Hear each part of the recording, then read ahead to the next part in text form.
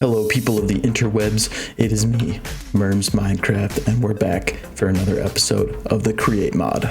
Excuse my millennial humor. Thanks for coming back to watch some more Merms Minecraft. Last episode we built this thing, the encased fan display with all the different types of recipes you can do with the encased fan, and I promised to make a Create mod styled super smelter, and I did not follow through because the video was getting too long. So in this one we're going to be making a super smelter, and I've already got it all designed out. Not going to live design it this time, but I will show off kind of how it works and make sure that it's rebuildable and that kind of thing.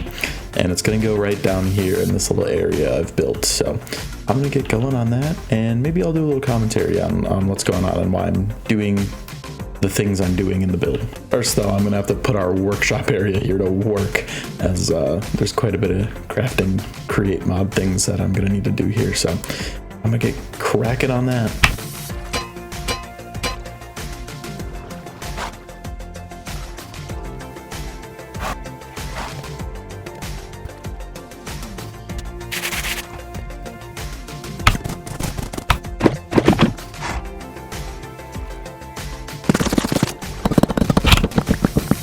Alright, so I've got what I believe is the basics of what we need. So we get some water wheels just to make some power. I'm going to use 4 fans. Now, one thing about this design I made is it's actually pretty expandable. And so I tested it with twice this amount. I'm going to keep it small for now because I don't know that our power will be able to sustain that. But that's fine. It's easily expandable. If I feel like I should add more, then I can add more. Got some brass funnels. I'm going to need those. I do have a bit too many here. I think I only used 2. But yeah, it's not too expensive here. So I'm going to start working on getting things set up. And first of all, this is going to be, so room is 11 wide. So here and here, so with 7 blocks between them, I'm placing 2 barrels. This one's going to be our input, and this one's going to be our output. All right, so I dug out a little bit of an area just for me to work with here, and actually I'll place all right, so I'm going to put a shaft down there, and we're going to get a diagonal belt going. Oh, and I put it, go 1 more block over. Right there. Yep. So we got a belt going, and it should go up 1, 2. Yep, that should be good. And then we're going to begin another belt starting there. That's going to go 2 blocks actually, so I got to expand even more. All right, I got that installed, so we just got another belt going 2 here. Now this is one of those parts that's expandable. You would just keep moving this out for each set of fans you're going to put in here, but with just 2. That's looking good, and the fans are going to go on each of these blocks here. So I'm going to outline them in granite because eventually I want this to look nice. Throw one in the wall. We're going to start with trap doors. All right, I expanded out a little area there so I can work a little bit better. By the way, I'm going to put the power in at the end of this. I'm not sure if that's actually going to be a good idea, but I think I'm going to put it where it's like convenient. So I'm going to wait, and hopefully it'll be enough. I don't know. We'll find out. So in this part, these 2 blocks is where our lava is going to go. And we're going to throw some fans down right there. And then fill those up. Now we're going to run some belts 9 blocks. 6, 7, 8, 9 to here. And I realized I made a mistake earlier. These are actually 8 blocks apart. So this shaft should be 1 to the left of this barrel. But anyways, we'll throw some belts down on there. With that done, we're going to throw 2 hoppers down. So what's going on here is that I'm basically trying to make it so I can get an even distribution of items in the same way that like using rails and hoppers would in vanilla Minecraft. And so this block being here is actually important because otherwise the items would fly off. But with that block there, it stops them, so they're going to stay on the belts, and while they're on the belts, the hoppers are going to extract them down onto this level. And there's another thing we need to do later to make sure that the distribution is even, and I'll show that off when we get there. Also, the fans do blow through not only the lava, of course, but they blow through the hoppers as well. So that was another part of the using hoppers here.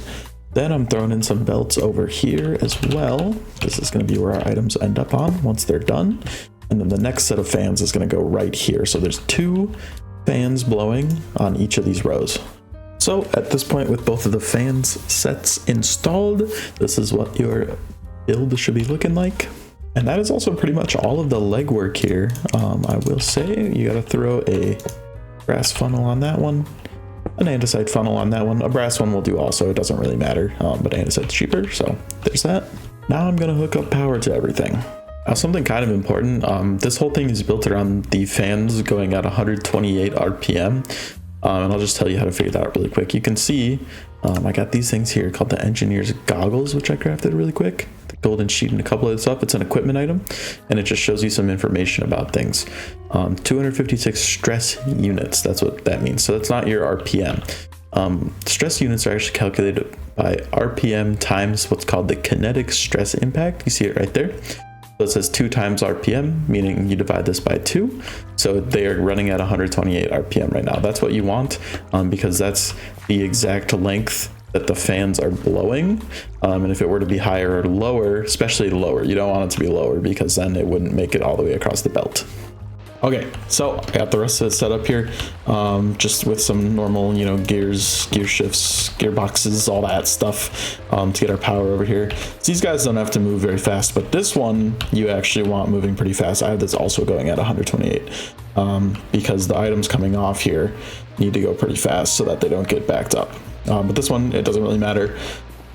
And oh yeah, so this main belt here, this actually needs to go at a very specific RPM, and there's a way you can do that, although it's a little funky in how you make it. So to do that, you're gonna need one of these things. It's called a rotation speed controller, and these are actually pretty useful. But they require this thing called a precision mechanism, which is a bit of a funky crafting recipe, where you take a gold sheet, you apply a small gear, a large gear, and an iron nugget 5 times for an 80% chance to make one. Now, I'm not sure exactly how this works because I've never done this before. I don't know if you have to have them in like a line like that, or if I can just use my one, because I only need to make one right now. Obviously, I'm going to have a bigger setup for that in the future. I don't know. I'm going to give it a try. It does appear to be working. I put the gold sheet down, and then all I do is I click with the large gear, the small gear, the iron nugget, boom, boom, boom, boom, boom, boom. Yeah, all right, we got a precision mechanism. All right, that actually wasn't so bad. And then we need a brass casing. Don't have any brass, but I showed how to make that before, so I'm gonna get that real quick. All right, so I got the rotation speed controller then. Normally, I believe that rotation normally works in powers of 2. So with normal, like what I have set up down here, where I do the whole large gear into a small gear, into a large gear, into a small gear, that I believe only works in powers of 2. So normally you can get like 4, 8, 16, 32, 64, 128, and 256 is the max. But this thing, you have this little slider here, and you can set, and you can even turn the direction of it like this, but you can set it to like specific values. So 50 is what we need, and I'm gonna set it up over there, and it's gonna go on this belt here. All right, so I hooked up our power down below here.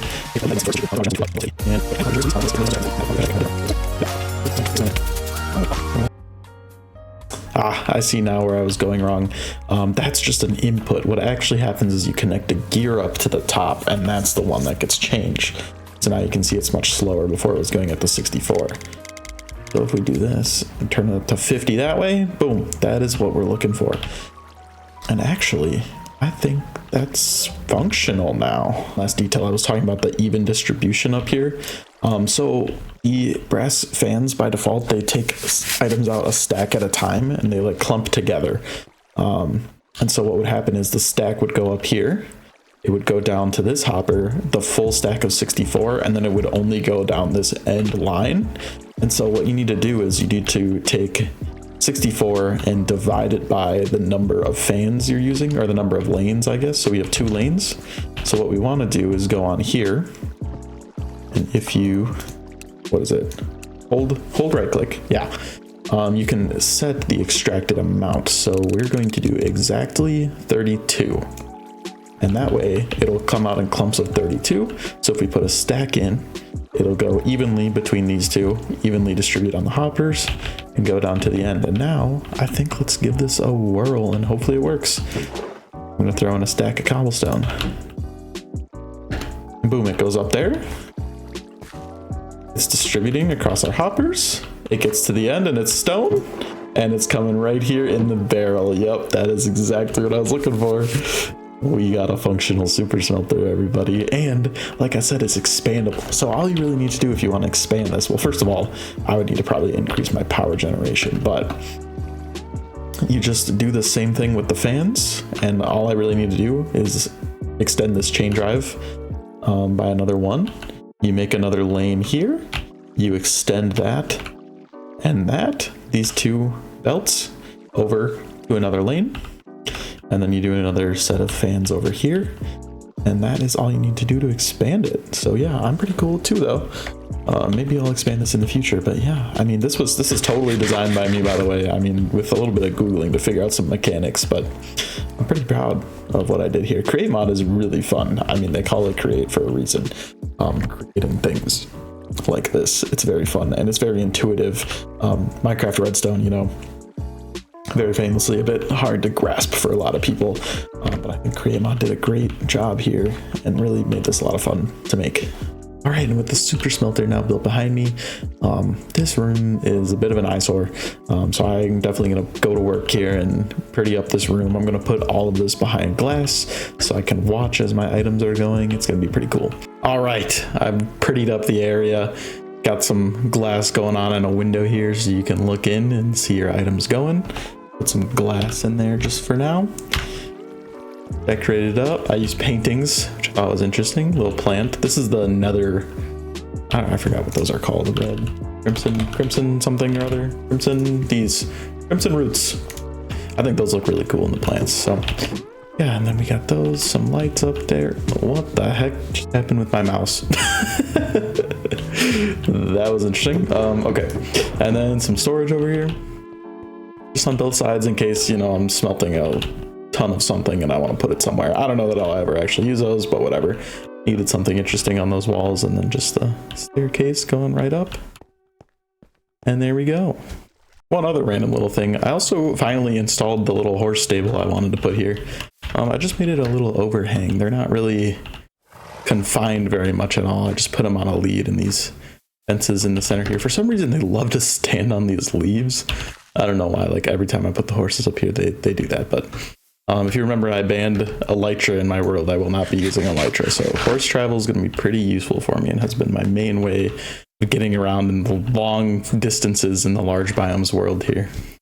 If you'll recall back to the first episode of this series, I said I was not going to be using villagers or elytra at all. Well, that makes one enchantment very hard to get, the mending book, which I want pretty badly right now because I am going through quite a lot of my durability in collecting resources for builds and things. And so there are basically two ways that I think of to get a mending book without villagers. The first is by trying your luck at fishing, which I'm doing right now. I've gotten about 2 hours of fishing in and a couple books, no mending. And of course, a fairly popular Minecraft YouTuber by the name of Grian fished famously for a very, very long time to the point of insanity trying to get a mending book. The other way that I know of is to go to the ancient cities. They have an increased chance of getting mending books compared to loot tables in other structures in the game. And so, did I just get 2 name tags in a row? Okay, way to, this is a pretty good pull. Anyways, ancient cities, right? Have an increased chance. Oh my god, I thought that was another name tag. Ancient cities have an increased chance of having a mending book, and I've never done one before. So I don't know, to end this episode, I was maybe going to do another build, but I think it would be fun. That was another name tag. That was a name tag. What is going on with the name tags? Aren't these kind of rare?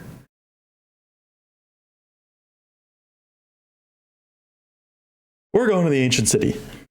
Somehow or another, There are so many ancient cities in this area. This is on the mini map. I turned on the cave mode, and you can see one there, there, boom, boom, boom, boom, boom, boom, boom, boom. They're everywhere. I don't know why. I looked at one of those like seed finder thingies, and for some reason they're just so concentrated in this biome. I don't know if there's like a game reason for that. I don't really know anything about ancient cities, but I noticed that while I was mining, I would come across skulk in ancient cities all the time. And so I think let's just go and try this one. It's the closest one.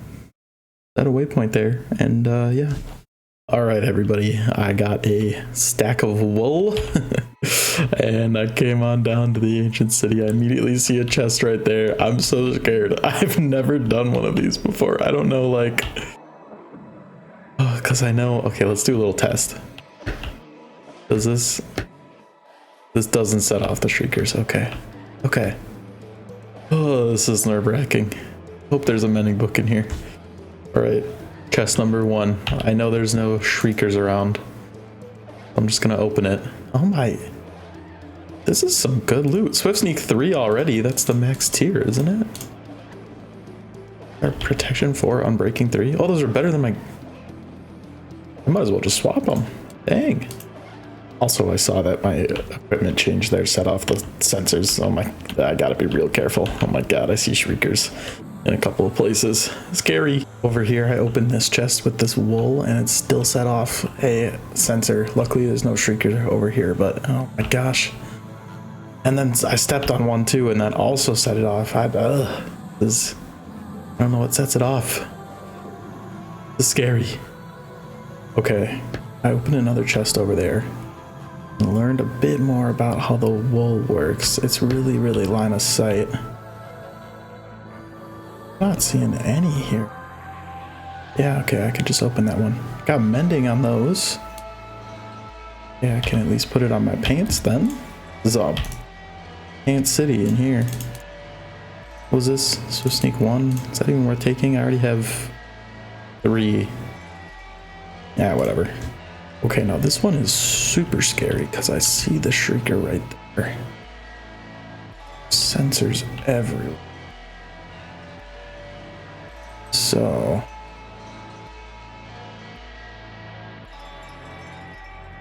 I just did. Shoot. That? I think that should be fine. Oh god. It didn't set off the shrieker though.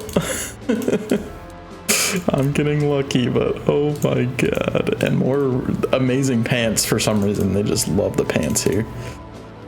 I don't know that these do anything. I think they're just decorative, right? Okay, well, whatever. It doesn't set off the shrieker anyway. Diligent though. Okay. How do I even deal with this? With the candles and the blocks everywhere. They're just... that? There's none above? Okay, we're all good here. I already got other side, but fine. What is this? Disc fragment. I forgot these were even in the game. What do I do? 9 of them? I get 5? Okay. From what I'm gathering, just looking around here, it's mostly these things on the outside that have the chests in them. I don't even know that the center area really has any, like, loot in it. So maybe my outside chests are where... oh, I can just walk here because it's wool. Not here, though.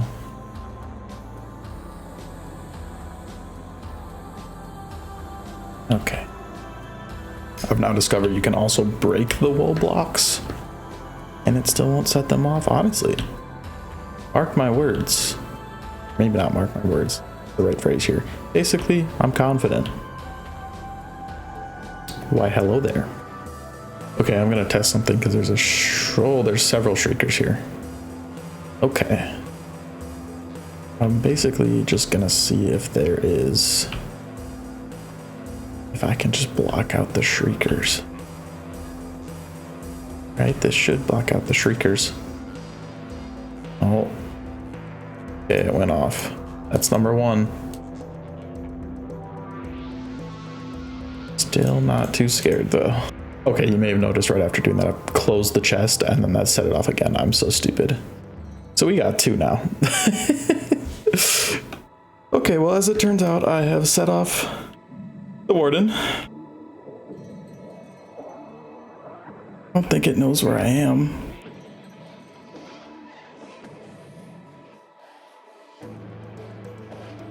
But I don't know what to do. I stepped on one of the shriekers, or not the shriekers, the sensors while I was trying to... Oh man. While I was trying to collect my wool back. He's coming back this way. Man, I just want to get down from here.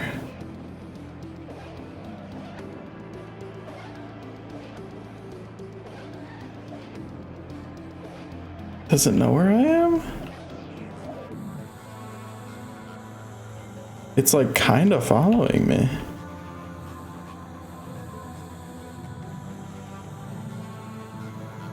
Oh, it's gonna do the shriek thingy.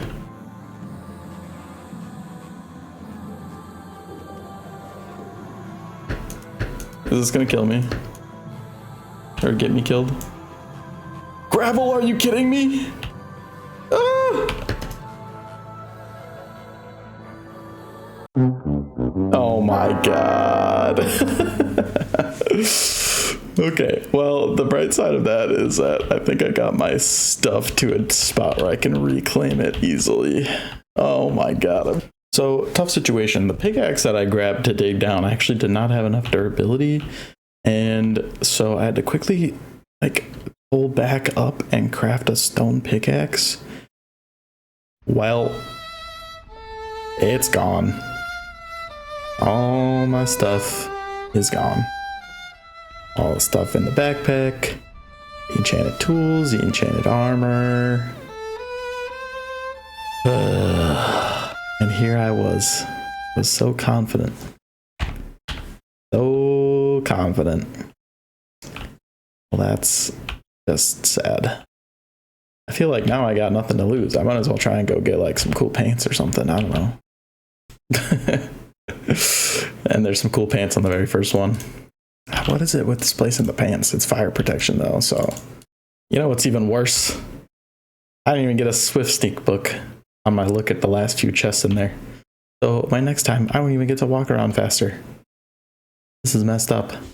Well, I have been at work here, hitting up the blaze spotter, hitting up the goblet, and I pretty much have all the enchanted diamond stuff back. I'm still missing a lot of the little bits and bobs I had. Got our backpack upgrades back and stuff, so sleeping bag, eating all that fish I was fishing up earlier. So it's not too bad. I'll live, but it's pretty sad. Also, I realized editing that back that there's no game audio during that part, which is kind of lame. My bad. I'm gonna make sure to check that more in the future. I mean, I know for sure it's working right now, so sorry about that, y'all. Hopefully it didn't ruin your Ancient City experience too much. My Ancient City experience was awful. If you cried, comment, like, and subscribe. That's going to be it for today's Merms Minecraft. Thank you so much for watching. I hope you enjoyed the Super Smelter and watching me lose all my stuff in the Ancient City. Bye-bye.